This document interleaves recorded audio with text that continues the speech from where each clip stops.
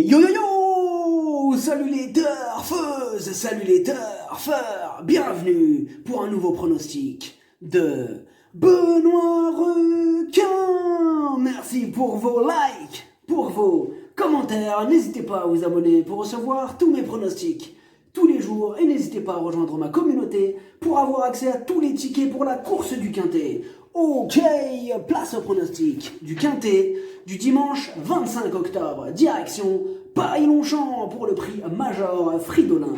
Plat, 1400 mètres, 16 partants, réunion 1, course 5, indice de confiance 2 sur 5. Ce Quintet est ouvert, c'est du plat et l'on sait que dans cette discipline, tout est possible. Cette vidéo, je la tourne avant l'arrivée du Quintet de ce samedi, je reviendrai dessus demain. Petit retour sur le Quintet du vendredi 23 octobre. Dans mon pronostic, je vous ai donné le tiercé, le quartet, le quintet, le multi, bref, la totale, ça fait plaisir. J'espère que vous êtes nombreux à être passés à la caisse. Il y a des résultats, on continue comme ça. En parlant de la totale, pareil pour les membres de ma communauté, pour le niveau yo-yo, total, VIP, plusieurs tickets sont passés. Bon, il y a quand même le numéro 3 qui a un peu contrarié nos plans en terminant à la deuxième place.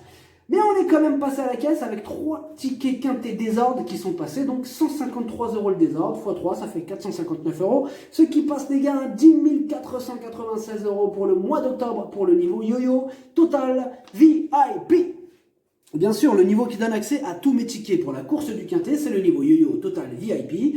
N'hésitez pas à rejoindre ma communauté et vous récupérez tous mes tickets dans l'onglet communauté. Ok, c'est parti, on commence le pronostic et on commence avec le numéro 1, c'est Stelvio Jet. C'est le plus chargé, mais il a déjà fourni de bonnes valeurs dans de bons lots. Il sera rallongé pour l'occasion, mais s'il tient la distance avec Pierre-Charles Boudot sur le dos, gare à lui.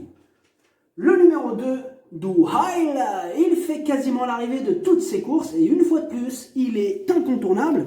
On écoute Rupert Pritchard Gordon pour le numéro 2. Douhail vient de très bien courir sur le même parcours, un tracé qu'il aime bien. Il a beaucoup de poids à porter, ce qui n'est pas évident. Il est très régulier et sérieux. S'il a un bon parcours, il va finir à l'arrivée. Le terrain lourd ne le dérange pas. Le numéro 3, Alfieri. Ça se complique un peu depuis sa pénalisation pondérale suite à sa victoire, mais il garde encore son mot à dire. On écoute d'ailleurs Jean-Pierre Gauvin à son sujet, le numéro 3. Alfieri a bien couru dernièrement, malgré un numéro à la corde défavorable qui l'a fait patienter un peu loin dans le parcours. On sait qu'il ne possède plus de marge à ce niveau de compétition, mais il peut espérer lutter pour une place si tout se passe bien. Le numéro 4, Dark American. Il adore ce parcours, mais il a hérité d'un numéro contraignant. Néanmoins, il va encore défendre chèrement ses chances. On écoute Vincent Sartori. Dark American a le numéro 16 à la corde, ce qui peut compliquer les choses. Mais il a Christophe Soumillon sur son dos et c'est un homme de challenge. Et là, avec ce numéro à la corde, c'est un véritable challenge. Il le montrera donc comme il voudra. Physiquement, le cheval est très bien. Bon, il a tout misé sur Christophe Soumillon. Le numéro 5, Vert Parsley. C'est son premier handicap. Il passe donc un test. Ce sera kit ou double. On écoute José Calderon Romero. Vert Parsley a mieux couru que je ne le pensais. Dans un bon lot en dernier lieu, c'est un bon engagement ici pour lui. Il est très bien et je pense qu'il va beaucoup apprécier cette piste. Il est très facile à monter et aime le terrain très souple. Il a une bonne chance à défendre. Le numéro 6, Millfield. Il est en plein dans sa catégorie et il a hérité d'un excellent numéro. Énorme oui. On écoute David Smaga. Millfield vient de prouver sa bonne condition physique. Vu ses dernières belles performances, il cherche une nouvelle victoire dans un quintet. Il va logiquement faire partie des favoris de la course. Le numéro 7, Larno. Il est arrivé 3e de cette même épreuve l'année dernière et il a remporté sa dernière course. Il arrive donc en grande forme pour ce rendez-vous et il s'annonce bien sûr redoutable. On écoute Mathieu Boutin. Larno a très bien encaissé sa dernière sortie. La victoire lui a fait du bien moralement et physiquement. Il a été un peu économisé car il n'a pas beaucoup couru cette année. La fraîcheur à cette époque de l'année, cela va compter. Après, s'il franchit le cap de sa surcharge, cela sera la cerise sur le gâteau. Le numéro 8, Come Say Hi. Il reste sur 2 échecs consécutifs. Là, on a surtout besoin qu'il nous rassure. On écoute Marcus Nader. Come Say Hi a l'air d'avoir du mal à encaisser sa pénalisation au poids. Toutefois, on lui remet les œillères. Il aime le terrain pénible et est resté bien. Il aura les meilleures conditions possibles pour s'exprimer. Le numéro 9, Beau Papa. Il est en forme, mais il passe un test sur cette distance. C'est un possible trouble fait, méfiance. On écoute Jean-Pierre Gauvin. Beau Papa est bien. Le fait de l'avoir raccourci a été bénéfique. On tente encore de le raccourcir car même sur le mile, il reste délicat. À cette valeur, il a le droit de bien faire, surtout en terrain lourd. C'est un test sur la distance, mais je le crois capable de bien s'y comporter. Le numéro 10, 3 îlets. La régularité ne fait pas partie de ses principales qualités. Bon, sa castration, elle semble bénéfique, mais comme d'habitude avec lui, ce sera tout ou rien. Et on écoute Vaclav Luka. 3 îlets ne voulait plus s'employer cet été. Du coup, il a été castré. J'espère que cette opération va porter ses fruits. Il a terminé 2e à Prague en dernier lieu, mais les quintés sont des compétitions différentes. Ce que je veux avant tout, c'est qu'il retrouve l'envie de combattre. Le numéro 11, la Putanesca. Et elle est de retour, la Putanesca. Certes, elle reste sur 2 échecs. Elle nous a déçus ces derniers temps, la Putanesca. Mais elle adore les terrains lourds. Elle a hérité d'un bon numéro, la Putanesca. Et elle sera pilotée par le talentueux Stéphane Pasquier. Moi, je la garde, la Putanesca. Et on écoute quand même David Smaga pour la Putanesca. La Putanesca vient de décevoir. La dernière fois, elle a couru en effet en dessous de ce que l'on attends, je recommence. Alors, David Smaga pour le 11.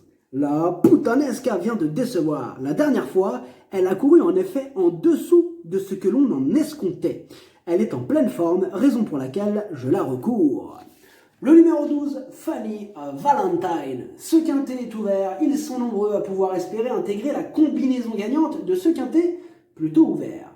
La preuve avec elle, qui certes a le défaut de ne pas répéter ses bonnes sorties, mais elle apprécie le terrain lourd et si elle montre son vrai visage, elle peut casser du ticket.